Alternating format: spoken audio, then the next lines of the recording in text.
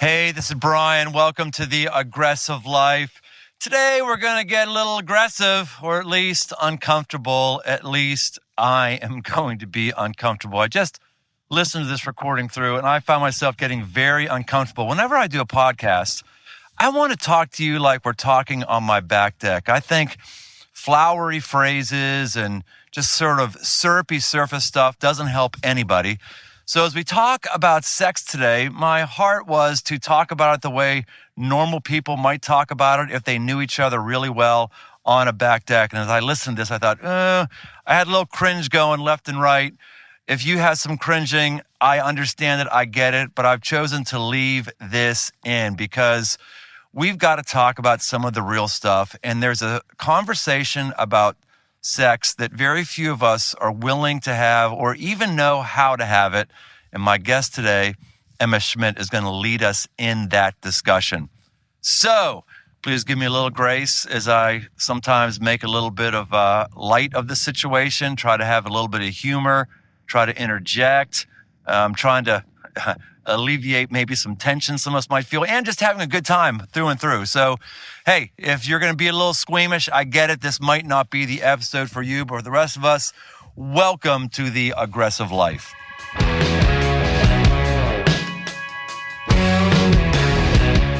This is a real conversation about sex, so just be warned. It might not be for your kids. It might not even be for you. Or maybe it is for your kids. Maybe it is for you. You can decide. I just want you to know I'm going to make an aggressive move and say some things that people might not expect me to say. And I'm going to ask some questions that many of us are wanting to have asked. That's what's called aggressive. This is part one of a two-part conversation with sex therapist Emma Schmidt, answering your questions about sex. Welcome to the Aggressive Life, the place where you're pushed, the place where you are encouraged for doing the pushing. Oh, that almost sounds like a sexual innuendo. It wasn't meant to be a sexual innuendo. That's one of my love languages, actually, a sexual innuendo. That wasn't actually meant to be a sexual innuendo, though maybe it was a Freudian slip, because we're actually talking about sex. Yes, sex is best when it's one-on-one. Who remembers that song? That was a good song. That was, was that... I want to say Boy George, not Boy George. George Michael, or was that the band that he came from? Wham! Whatever it was. Try and lighten this up. It's going to be a little heavy for some of us. It's going to be a lot of fun for some of us, because if you're frustrated with your sex life, it could be heavy because there could be a lot of shame around our sex. If you're happy about your sex life, it can be a really, really fun thing. I'm hoping that all of us get pushed a little bit today. I hope all of us have a little bit of fun today, because many of us with our partners, there's some frustrations. Many of us feel like we aren't experts. In fact, I don't think there are any experts. If there is one, she happens to be right in the studio with me here today. Her name is Emma Schmidt. She's with us as the founder of Cincinnati's first and only sex and relationship therapy group practice. She's a friend of the Aggressive Life. She's been with us before. I talked with her about a year ago about COVID quarantines and how we could have better sex in COVID quarantines.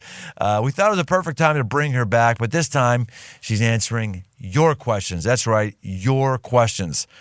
About once a month or so, I open up my Instagram for a day of Q&As, and I get a bunch of sex-based questions every time. We did that a few weeks ago, and we collected the questions to bring to the expert. And of course, she's the expert more so than I am. I'll give my opinion too, because I've had sex once or twice in my life.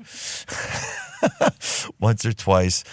And if you're single, don't turn this thing off, especially if you're sexually active and single, don't turn this thing off. If you're married, don't turn this thing off, especially if you're not sexually active and you're married. This topic brings with it a lot of brokenness, a lot of shame, a lot of I don't measure up, all that stuff. And I think Emma's going to help us very, very much. So welcome back to the Aggressive Life, Emma Schmidt. Hello, hello. Thanks for having me back. This is fun. Yeah, it's very, very fun. I think last time we got into all my personal sex dysfunctions. We sure did. Yeah, that wasn't very fun. So we're not. I loved that. If you're curious about why do you love that? Why Let's go deeper. I love it. We went deep enough. People know more about my sex dysfunctions a year ago than need to be. I want to hear about somebody else's sex dysfunctions. You're just humanizing it for them. Yeah, I am. I think we all realize that none of us have it together as much as we think that we do. And Exactly. I think sex especially is just one of those topics that, one of those items, everyone feels like they're an expert or great at it, or everyone feels like they're supposed to be great at it. Mm-hmm. Right? Why is that? Well, I have no idea. I guess the people that I meet with don't feel like they're an expert at all. They're confused. And I think culturally, we're trained that we should have it all together. We should know what we're supposed to be doing and that it's supposed to work, perfectly. But then we get together and we feel awkward or clumsy, or we start creating walls between us and our partner around sex, or we try and perform in a certain way. And so I think that we think that we should be experts, but I think that a lot of us feel pretty clumsy when it comes to sex. So I've got a bunch of questions, as I mentioned before, that came from our listeners in the aggressive life. I'm just going to start with my question first, because I just thought of it just now. Let's get back into it. Yeah. What defines a person as being great at sex? A person who's great at sex, great in sex, is someone who...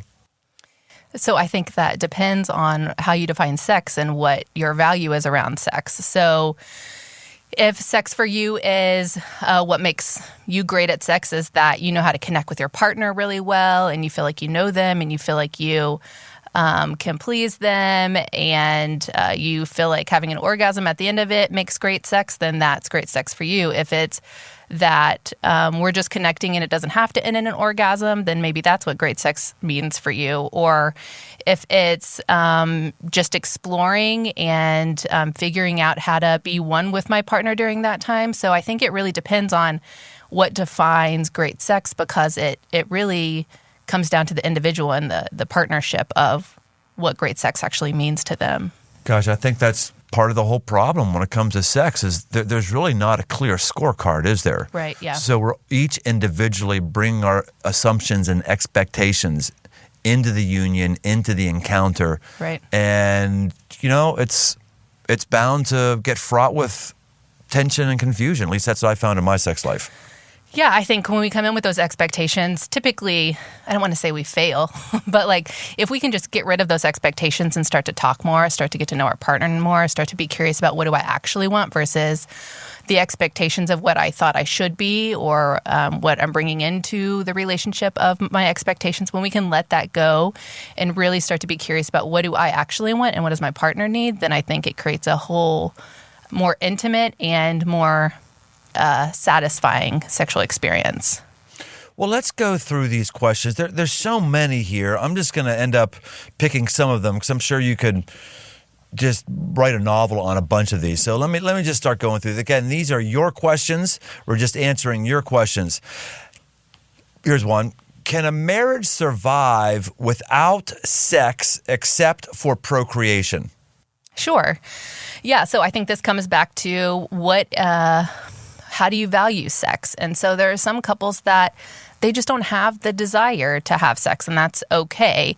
But we want to make sure that you're experiencing intimacy together and that feels fulfilling for you, whatever intimacy looks like. So that could be physical intimacy, that could be aesthetic intimacy, it could be emotional intimacy. But technically, if you don't have desire for it, don't force yourself to have sex if that's not there. If you just want to procreate, that's fine. What we typically see, though, is if there's mismatched libido and one person wants sex and the other person doesn't, that's pretty common throughout all relationships. But we do see couples that they really don't need sex the way other people do. And so just observing that and honoring that and trying to let go of some of the shame around maybe if we feel like we have to have sex to have a successful relationship. And those couples are under 50? Oh, yeah. Yeah, we're seeing that actually a lot in, well, I guess millennials are getting old. I'm a millennial. What's underneath Gen X? There's this whole wave of people who are putting off sex and don't have desire for it anymore, and that's a whole new conversation. But they're having sex less frequently than some of the older generations, and so we're seeing more maybe even some types of like asexuality where I just don't have any desire for sex because they're putting other things in front of that, like their career or, their career. Okay, they're not having sex or they're not having orgasm? They're not, well, both. So they're not reaching out for a sexual partner because that takes up too much time. And so I think what's happening then is they're shutting down their arousal state and they're just going in their career because that's American culture, right? I need to keep hustling so that I can be successful in my career. But in that meantime, we're shutting down our sexual arousal, especially for the younger generation. What? That sounds deep. Shutting down their arousal state. Mm-hmm. What explain that? So I think we do this as Christians too. What happens is, let's say you value not having sex before marriage, or you value your career over your sexual interest. What happens is the brain then takes that and says, anytime you have some kind of arousal, you either shame yourself or you feel guilty about it, or you feel like, no, I can't do that. I need to think about my career, or I can't have sex before marriage. And so whenever I feel that tingling experience or I feel that arousal, so arousal is your body sensation feeling something, and desire is the want to have sex. So if I start to feel that and I say, that's not good, I don't want to do that, I don't have time for that, then I start to shut it off. So we can feel that through like squeezing the pelvic floor area and shutting that off. So we'll see a lot of guys have erectile dysfunction, or women have sexual pain or vaginismus because they've learned to squeeze their pelvic floor and shut down that arousal, or they start to switch their brain. So then when they're in this committed relationship or they're married, then all of a sudden we find out that we have tons of sexual dysfunction because earlier on we've trained ourselves to shut down that sexual arousal or a sexual state, that now I don't know how to process healthy sexual arousal and healthy sexual desire because I've trained my brain to do something else for so long. Yeah. And then you lose the arousal. You just lose it altogether eventually? That's a good point. You can gain it back. So it's about the brain. So you have to retrain your brain to experience that arousal again and to allow yourself. So a lot of times it's working through shame. It's healing again through allowing your body to feel that and experience that. And so what happens is because we turn that off, we somewhat become numb to our body and dissociated from our body. And so being able to go through exercises and mindfulness exercises of closing your eyes and just noticing what's happening in your body when you think about, your partner, or you think about different sexual stimuli, that you start to notice, where am I feeling that in my body, and how can I turn that volume up a little bit more to allow that arousal to start to come back again. Yeah, I wish I would have been doing this podcast about 32 years ago. That's for darn sure. I do. Yeah, a lot of my story ties into some of the stuff you're talking about. That's intense. Do you want to talk about that? Maybe. We talked about that before. I don't know. Maybe. It might come up in one of our other questions here. I want to make this about the listeners instead of me for a change. Sometimes, Emma, it's not all about me. Sometimes it's not all about me. I'm a therapist at heart. I always want to go deeper. I know. So what do you do when you have a marriage where one person has to have wants more sex or sex, and the other person wants less sex or not sex at all? Mm-hmm. What's the way out of that situation? So this is what we call mismatched libido or desire discrepancy. And this is 99.9% of relationships. So what happens at the beginning of the relationship is you technically actually match your partner's libido. And so you think like, oh, we're on the same sexual track, like we like the same things, we're the same frequency, this is great. But what happens is around that 18 months to 2 years, actually you start to level back out to what your natural sexual libido is. And this can feel tricky because a lot of partners will feel like, oh, I was tricked into this marriage, or I was tricked into this relationship just to be able to, for my partner to get married, but they don't actually want me. They were just manipulating me with sex to be able to get in this relationship. But actually that's pretty normal for your libidos to then level out around that 18 months to 2 years mark. So if you're experiencing that, that's very normal. But what happens then is we have to actually work towards sex. So a lot of couples, a lot of people want that spontaneous sex, but as I'm assuming like sex takes work. It's not going to just spontaneously happen. So with mismatched libido, it's not about just meeting the higher libido, and it's not meeting the lower libido. A lot of times people assume that if you have lower libido that it's pathologizing that like you're the problem, but that's not always the case. Neither are the problem. It's just about trying to figure out how do we have a conversation and figure out what's going to work for us. So the person who has a low libido, talking to them and asking, well, how do you feel desire? What does desire look like for you? How do you feel intimately experience? Like, what does intimacy look for you? And how can the higher libido person start to increase that desire? So if desire for that person looks like slowing everything down and having a full body exploration before they then have maybe some kind of other sexual experience, that's going to help you gain information about your partner. And the same with, the higher desired person. Maybe the lower desired person talks to that higher desire and he or she says, I like it when you come up and just take me. Like, I really love that. And so if you can get out of your own space and stop thinking so much about, I don't want sex or I want so much sex, and think about how can I best love my partner in this situation, turn towards your partner, then I think that's going to create this unity that's super cool. But sometimes we get so stuck in like, why isn't my partner, why aren't they doing the things that I need? So if we can take a step back from that and really focus on how can I love my partner best, I think that is where true intimacy can come in, that knowing and being known piece. But that's the problem. How do I love my partner best? It's very simple. One of them would say, stop being so pushy about sex. And the other one would say, well, start having more sex. Mm-hmm. Yeah. So I think we need to redefine like why does that lower person feel like it's pushy? What has created that? Why don't they have desire? Where did that come from? Have they never wanted desire? Have they never wanted sex? And so if the higher desire person could come to that lower desire and just be curious and ask more questions, and the same with the lower desire with the higher desire, if we can just remain in a state of being curious, why is this so important to you? What does this do for you? When did you stop having so much desire? Maybe it's because now we have kids and my stress level is higher. Okay, so what can we do about that? Like, if I can remain more curious, because that is a very common problem, right? Stop being so pushy. This is all you want. Or like, you must not like me anymore because we're not having sex anymore. I think if we slow down and figure out like, well, what's creating this chaos here? Then we can have more information to understand what are we going to do with that? What are we going to do with this information that we now have? And I think that can actually create a whole new system when we can fully understand our partner's side. So the curiosity, asking things, the curiosity is going to either lead to arousal, or the curiosity is going to lead to empathy of understanding where that person is. So it may solve the problem one way or the other then. Is that what you're saying?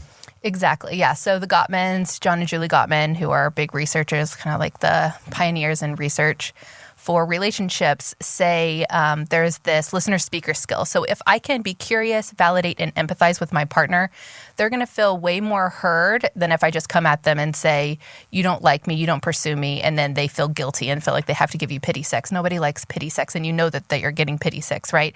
What would it be like to really feel like you're hearing your partner? And then for that speaker person to come from I statements like, I feel this, staying in your lane, not blaming or criticizing, but really saying like, man, I feel abandoned when I don't have sex, or I feel like the kids come first over me. So being able to, as a speaker, talk from the I statement, staying in your lane, and as the person who's listening, being curious, validating, and empathetic, I think is a really, really good way to have these sex conversations. Another person asks here, what is a healthy sex frequency for married couples? But I guess you're already defining that it doesn't matter. It's totally by choice, by wherever the couple wants and wherever they are. Is that what you're saying? Exactly, yeah. Like, I can tell you the research, but I don't, because that doesn't do anything. It doesn't do any good, right? You either feel shame by that, you feel guilt by that, you compare. And that's the biggest piece in this. I think a lot of couples enter in the relationship and have this comparison. Do I measure up compared to other people, compared to other relationships? But ultimately, like, we got to get out of this people pleasing. We got to get out of this meeting the Jones, or whatever that phrase is, and focus on, what do I need? What do I want? What does my partner need? What do they want? And how are we going to create this together? Because ultimately, that's going to be most satisfying. This will be a fun question, because you're actually going to help us here. You've been helping us, but tangible things that we could do. So this question: sex happens, but I don't feel connected to my spouse. Thoughts about connection, intimacy, so sex feels more like making love. Feel like making love. Remember that one? Do you remember that? No, I just see you on your That motorcycle. was Bad Company. I was Bad Company. I just get these visuals. Baby, when I think about you, okay. So, thoughts about that? Connection, intimacy. What can we do? Not just general thoughts, but what tell a guy or a woman who has a hard time with this, what do we do for that? So the thing that I hear the most is sex feels like a chore or we're just getting it done. You know, the average time that people have sex is around 5 minutes. And so we can assume that that's hold on. I know. 5 minutes, like from when we have the idea to orgasm, or we're talking thrusting for 5 minutes? So it is getting together, and usually it goes straight into thrusting. There typically isn't a lot of what we might call foreplay prior to that. So it's like, hey, do you want to do this tonight? And the person says, yeah. And then you potentially get on top, thrust, done. For 5 minutes. 5 minutes. I am a loser. 5 minutes? What do you say you're a loser? Enough about me. Let's keep going along. So okay. Intimacy. Yes. So I should also say premature ejaculation is very common, and premature ejaculation, sometimes people have the wrong definition. It's a minute or less is what defines premature ejaculation. So if you have that challenge, I highly recommend doing some pelvic floor. I'm not premature by that thing, but if 5 minutes is the standard, maybe you fall into the norm statistically. Yeah, keep going. Okay. So I'm very ADHD, so I could bring in a lot of things. I'm going to focus on the question. So connecting. So what we want to do is we want to figure out, like, how do we connect? How do we get out of this performance-based mentality of sex? So performance-based meaning A plus B equals C. So I get an erection, enter vagina, orgasm, done. That's performance-based.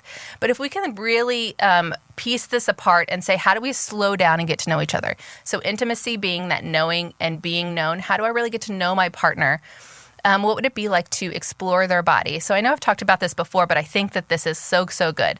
So if my partner is laying there and I just take my fingertips and I just start exploring their body and noticing, what does it feel like to touch them?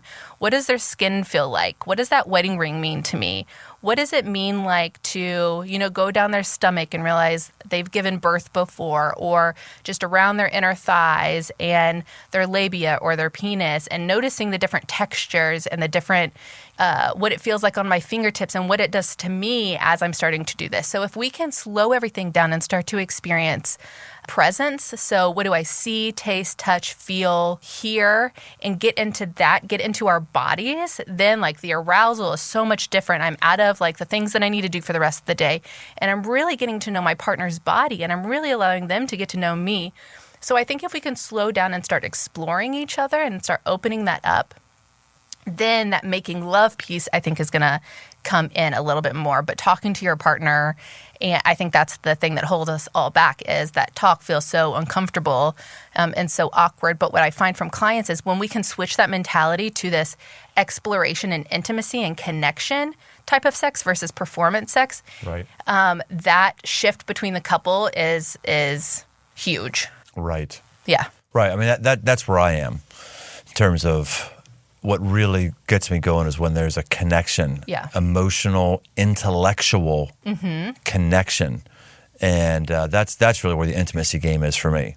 Yeah, so I think that's really good that you're talking about this because, like I was saying before, those different levels of intimacy, so the aesthetic, adventure intimacy, we don't play enough or have adventure enough with our partner, especially in the sexual experience. So what would it be like to play and have adventure? But prior to that, being able to access each other on different intimate levels, like the aesthetic, nature, work intimacy, those all build into that sexual intimacy. So if you're just two ships passing in the night and then you go to have sex, there's going to be a lot missing there. It's just going to feel like there's another body there, not like your partner.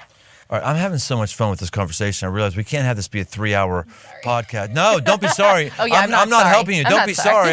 I'm not helping you because I've got all these categories of questions: marriage, children, men issues, women issues, wounds, religion, single. You said masturbation. I didn't. We got to talk about it. I'm sure it's in here. I'm sure it's in here someplace. Why you got to talk about it?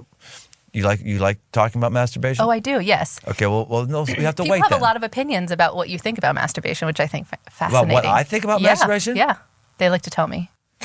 Oh my gosh.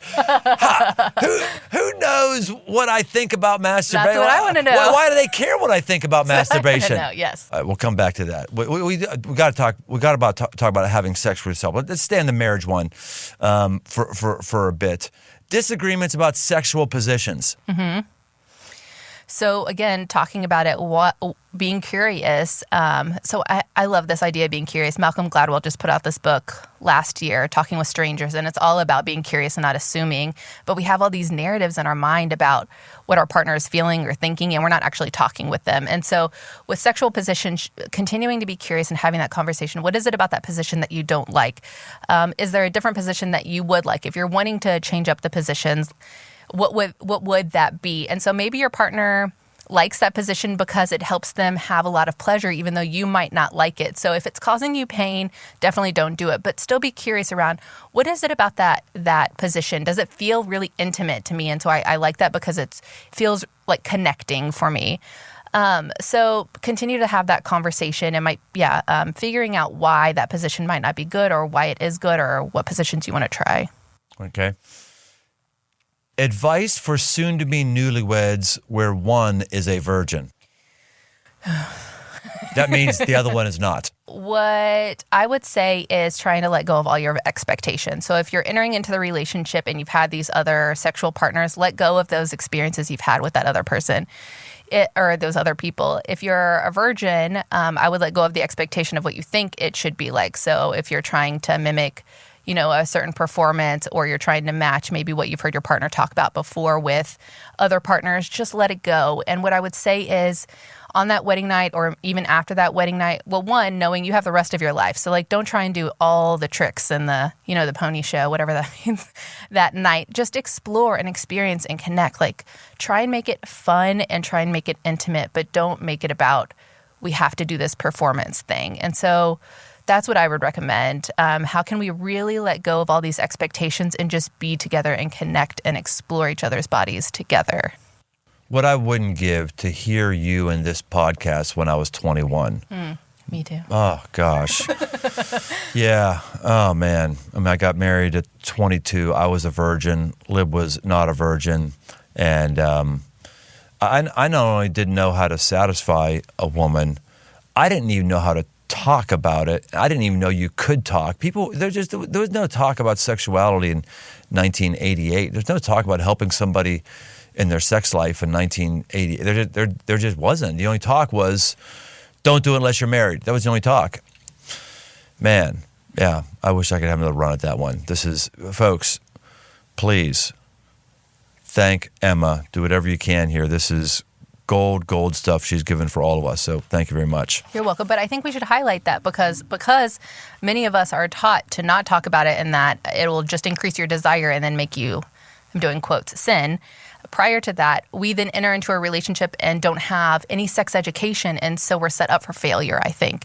And so being able to set yourself up for success, do your sex education, talk to somebody who's open with it about sex, who feels confident talking about it, and who's not going to shy away from it. I think that's so, so important because a lot of people feel like they enter in and then they just don't have the education that I feel like is important to have. Right. When I say 1988, people were talking about sex, but the talk was you need to abstain, or the talk was you need to just do whatever you can and just please yourself. Yeah, purity culture, right? Yeah, well, it's purity culture, and then I don't know what's the opposite of purity culture, anything goes culture. Mm-hmm. There wasn't a reasoned explanation, discussion, helpful thing that we're doing today, so this is good. Good. All right, let's go to children here. Some of the stuff we'll get back into. Children.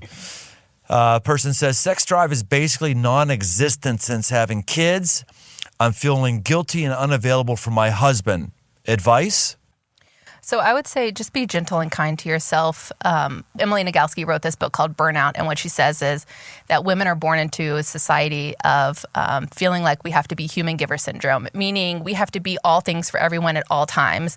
And I'm hearing a little bit of that in this, like I have to be now a new mom or, whatever, however old the kids are. And I also have to provide for my partner and I'm not, meeting the needs of sex or whatever. So I would say be really gentle and kind with yourself, and it's okay if you're not not experiencing that right now. But one of the things that we notice is sex is the main contributor for low sexual desire. And so if you have kids... Sex is the main contributor for low sexual... Wait, stress. Stress Stress okay. is the main contributor for low sexual desire, specifically in women. And so if you're finding that your stress level has really increased, what happens is it really turns that volume down on that sexual desire. So if you're able to get into a space to talk to your partner and figure out, hey, I don't have desire right now, but what could we do? What is hindering me? What's holding me back from that desire? Did I ever have desire? And if it is because my environment is really stressful, what can I do to then figure out ways to connect with my partner in other ways? Like, are we even connecting outside of the sexual piece? And taking time and scheduling it, and not just like after the end of the day. Like, that's when most people schedule sex. Let me tell you, that is not a good time to have sex. You are exhausted and you're giving your partner the last bit, but you're also giving yourself, you're self-sabotaging in a way from allowing yourself to feel that pleasure and that connection. So try and figure out some creative ways to connect with your partner, whether that's, I know it's COVID right now, but going to a hotel or scheduling a nanny, or, whatever that might be, having the kids honestly be on their tablets so that you can go and have some connecting time. But right now it's when you have those kids, it's really about like, how can we really be creative and what's holding me back from desire right now? Now, I know I'm not the sex therapist, so we're here to ask you questions, but I have been around for a while now. So let me throw my opinion in on this as well. And what I'm reading here from this question, and they did ask me on my Instagram these questions. Basically, what I'm hearing on this question is, I really don't want to have sex, but I really don't want my husband to be frustrated that we're not having sex. Advice. Now, this is not my day job. You tuned into my podcast. You're not coming to my sermon. You're coming to my podcast. So hopefully you can handle this. Hand job. Yeah. I mean, such a good answer. Lib and I just got in stupid. Like, I can't believe, like, what the heck were we thinking? Like, several years ago, we're like, oh my gosh, this is easy. It's wonderful. First of all, for the first 22 years of my life, that's the sex I understood was my own hand. You're kind of used to that, unfortunately. And then you're getting rid of that or not doing that for a variety of reasons maybe we'll get into. And then you're like, oh my gosh, it's actually very intimate. It's very intimate. And even if she doesn't feel like it, it's an easy layup for her. And many guys, I don't know about your husband, many guys, you did that with them, you're 90% of the way there. It's like, and for a lot of guys, 100%, that's fine, that's all I wanted. It's just something to consider in your toolbox. Yeah. Now, am I crude? Am I unrealistic? Am I chauvinistic on that? What do you say to that? No, I don't think so. I think, that's a really good fallback. Trying to ask yourself, why am I saying no right now? Like, really, because sometimes it gets habitual. We'll just say no, and then that just becomes our habit of just saying no to sex, and then our partners can feel rejected. But really asking yourself, one, why am I saying no right now? But two, can I say no but? So like, no, but I can provide this other thing, or no, but tomorrow is a really good time because we don't have all these things. Here's the thing too, like, this might be uncomfortable for people to hear, but I think what we have to do is keep talking about it in a way that we're normalizing. Like, this is our body. God created our body. This is really cool. The body does some pretty fascinating things. If we slow down and notice it, it's pretty cool, and a way for you to connect with your partner. I wouldn't disagree with anything you're saying. I think it's all deep, wonderful. I wish someone had told Lib and I that a long time ago. And I wish if someone would have helped us know that we could do that together, or she could do that without me going off in a powder room or something like that. And that would be, seriously, that would have taken our marriage to a whole new place. Not the sex life, the marriage to a whole nother level. Yeah, I think there's a connection that happens post-orgasm because of that oxytocin that happens, that releases, where it's like the cuddling hormone. So after you release that orgasm, you feel really connected to your partner. So even if it is that quickies aren't bad. They can be really satisfying, but it can help your partner feel really connected to you. And it can be, like 2-3 minutes for sure. Let's go on to men issues. Men issues. Why do men want to have multiple sex partners? That's one question. Well, I would say women also want multiple sex partners. I think it's humanity that we want multiple people. It's about what do I value, and Do I value knowing that I could be attracted to multiple people, but my value is just to one person right now? Or is my value to multiple people? And so there's a commitment that we decide to make if you're in a monogamous relationship, to say, I might want or desire other people, which is completely normal, but I'm committed to you. And that's something that I'm going to contractually decide upon. Does size really matter? I'm asking for a friend, they say. Yes. So I will say yes and no. So technically, you only need 3 inches in your penis to be able to satisfy your partner. So if we think about the clitoris, so it's pretty fascinating. It looks like a T-bone. Is that what you call it in a turkey? Wishbone. A wishbone, yeah. That's exactly what your clitoris looks like. So it comes out a little bit where there's like a little bitty bean, and then there's these 2 longer strips that come down. So inside the vaginal wall, some people would say that you can have that sensation of those longer legs of the clitoris, which they would say might be the G-spot. Or there's some other sensations within your vaginal wall. About 2 inches up is typically where you would have most of your sensation. And so the penis really only needs to be about 2 to 3 inches to have that pleasure for a female partner. Some people like it deeper or whatever, but so in terms of size, what I find is that, and statistically, most men care more about their penis size than their counterpart ever even notices.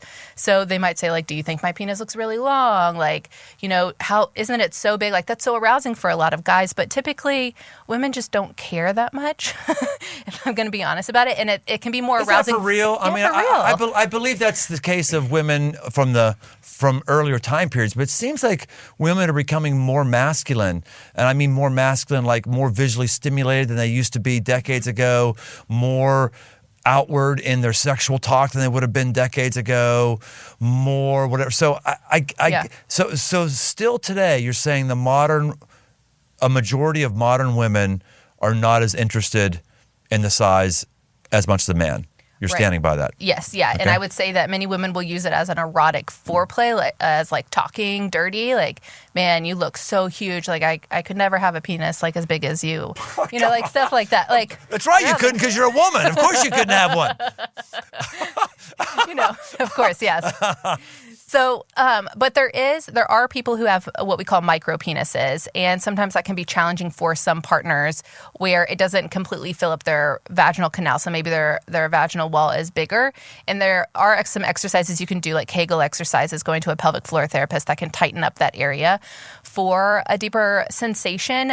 You can use different toys, or strap-ons, or not dilator. I mean, you could use a dilator, dildos, different types of toys if you're wanting to still have that intimate connection where you're having more sensation. But typically, we don't hear about that. Like, women typically just don't care. I think what's important to talk about right now is just a basic sex talk for us. And I don't mean a basic sex talk of, don't have sex unless you're married. I think there's a place for that talk if you're a believer, if you hold the historic faith, Christian faith. But I mean basic sex talk as far as, you're talking a lot about pleasure. You just mentioned dildo. You mentioned a bunch of things that is sending off a bunch of bells for a lot of folks. We have to recognize that humans are one of the very few species that are atypical in our sex, meaning we can have sex anytime at all that we want to. We're not like I hunt deer and elk, and when it's in rut, they've only got a couple weeks where they're having sex, and that's it. I mean, we're able to have sex all the time. It's because it's a blessing of God. Mm-hmm. There's other animals that is utter, complete pain to have sex. Cats. Mm-hmm. That's why they always scream. There's ribs on the cat's penis that goes backwards. It's incredibly painful. It's kind of nature's reminder to mammals and other animals that this is really for you to propagate your species. There's really not much more in it for you. Mm-hmm. With humans, though, that's a heck of a lot different. Mm-hmm. So I just want to make sure you recognize God has given us the blessing of sex. It's good for it to feel okay. It's holy, actually, for it to feel good. And some of the things that we think sound dirty may not actually be dirty talk. They may actually be things that you can use to increase your pleasure, and God's good with that because he's given you the ability to have pleasure. Mm-hmm. Yeah, I agree. And man, I love this stuff.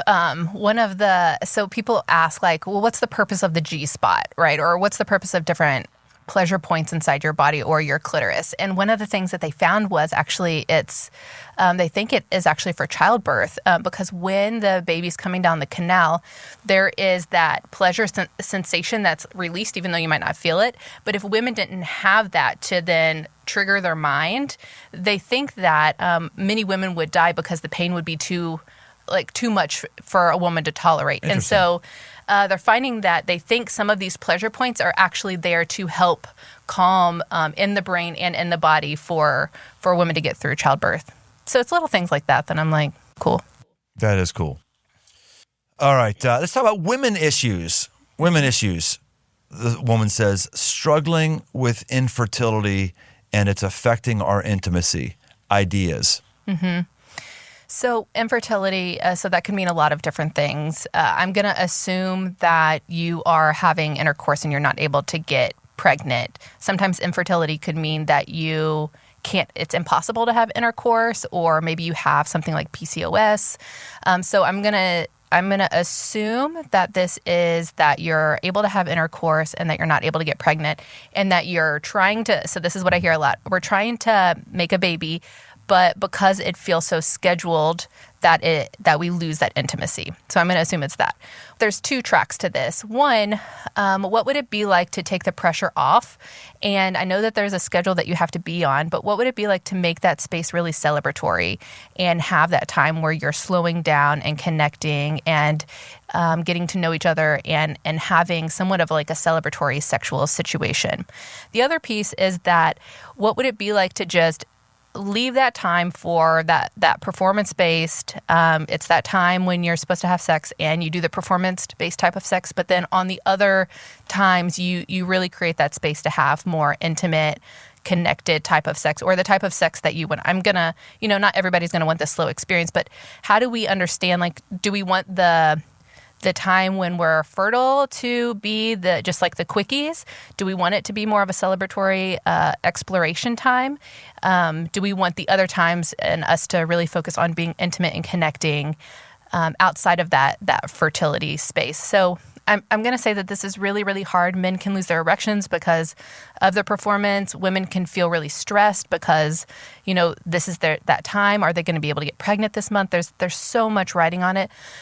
And I know it's hard to let go of that, but if we can just slowly back away and let go of that expectation and just enjoy it, have fun, be adventurous, be playful, I think it can start to shift that mind. Or just give yourself permission to allow it to be performance-based sex, but then engage in a different type of sex outside of that. Another question. I want to have sex, but it's physically painful. Any hope for me and my spouse?